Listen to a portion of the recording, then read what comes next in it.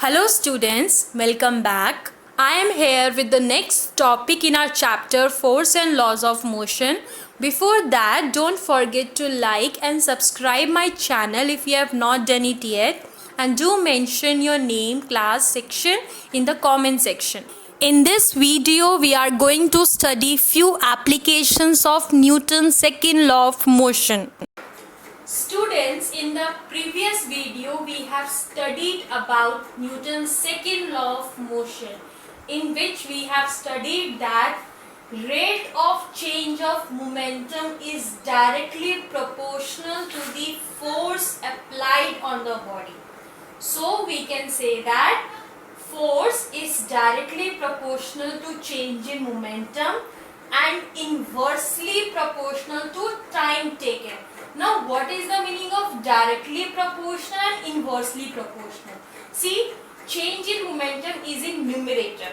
So, if anything is in numerator and if that quantity will increase, then the other quantity, that is force, will also increase. So, this shows directly proportional. One is increasing, the other will also increase, and if that one quantity is decreasing, this quantity will also decrease. But if any quantity is in denominator, then it will be inversely proportional to that quantity.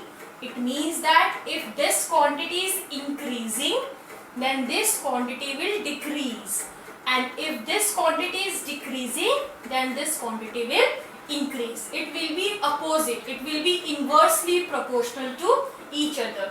So in short, in symbol, we can write down F is equals to P2 minus P1 upon T, where F is force, P2 minus P1 is change in momentum, that is final momentum minus initial momentum, and time taken is represented by T. So this is the mathematical formula, or we can say the relation of second law of motion. Now we see normally few examples in our day-to-day life which are related to Newton's second law of motion, and the very common application is in a cricket match. You must have seen a cricket player or a fielder. He usually pulls his hands backward on catching a fast cricket ball. Let me show you the picture. In this, what is happening? While he is catching a fast cricket ball, he is pulling his hands in the backward direction. Now you must have seen this in a cricket match, and if you people play cricket, you must know the reason. It is done to reduce injury on the hands. But the question comes that how this pulling the hands in the backward direction helping a cricketer to get less injury on his hands. So we can understand, or we can explain this application by Newton's second law of motion. We know that when a fast moving ball is coming, it is having lot of motion in it. So if it is having motion in it, it will have momentum in it. So if there is a fast moving ball, so it will have large momentum in the body, and that large momentum in the ball will exert a large amount of force on the cricketer's hand, which will lead to more injury to his hand. So how can we reduce the impact of force on the cricketer's hand? So see, we cannot decrease the motion in the ball, but we can do something with the time. We know that force is inversely proportional to time taken. So if I am catching a cricket ball, if I increase the time while catching the ball, we can pull the hands in the backward direction, and if I am increasing the time, then what will happen to the force exerted on the hands? Yes, you are right. By increasing the time to catch the ball, I can decrease the impact of force on the hands. So if the force is exerted less on the hands, it will cause less injury to the hands. Now the second application we can see is in a high jump athletic event. in which we see that athletes are made to fall cushion bed or a sand bed.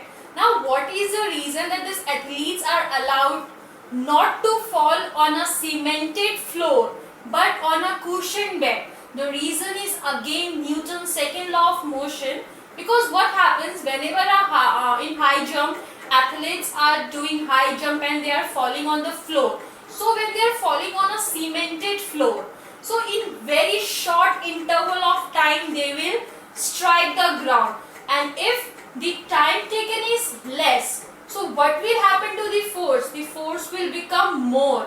It will exert very high force. So if they are already in high motion and time taken is less, so force exerted on the cemented floor will be very high, and it can cause a lot of injury to that athlete.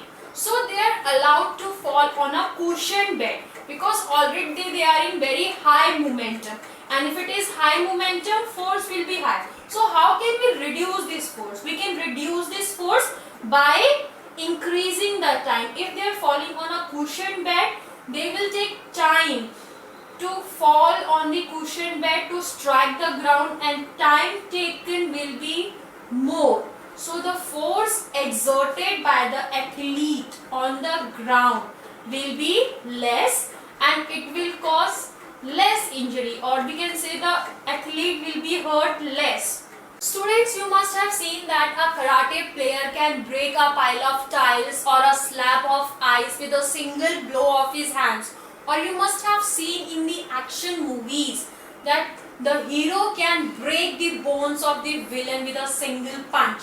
So how is it possible with a single blow of hand or with a single punch? It's all about science, because we know that by second law of motion, force is directly proportional to change in momentum and inversely proportional to time taken. So if a karate player is breaking the tiles, then he is doing it so fast that it takes very less time to break that slab of ice. Now if time is less and momentum is very high, because he is moving his hand very fast. So if velocity is high, because we know that momentum is mass into velocity.